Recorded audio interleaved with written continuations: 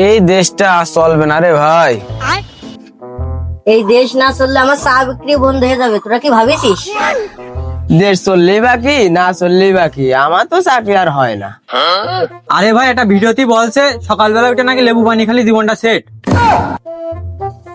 এই তুই গতকালই না বললি জিমে যাবি? আরে পাগল, আজকে বিশ্রাম নেওয়ার দিন। সব সমস্যার মূল কারণ কি তোরা জানিস? এই কি বিষয়টা ভেদ ভেঙে ক। মানুষ। বাহ, তুইও খালি সমস্যা। আমি মানুষ না, আমি চিন্তাবিদ। আমি যদি সরকারি চাকরি পাতাম, এই দেশটাই বদলে দিতাম। তুই আগে নিজের ফর্ম ফিল আপ ঠিক কর। আগের বার তো নিজের নামটাই ভুল করে আসিনি।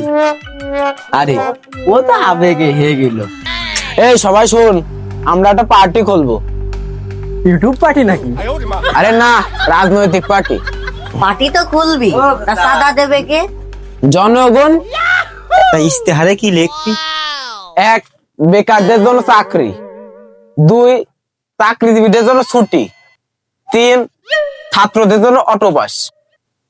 আর ফ্রি ওয়াইফাই দিবি না? আমি চাই চার দাম হবে 5 টাকা, কিন্তু আমি লাভ করবো 10 টাকা। এই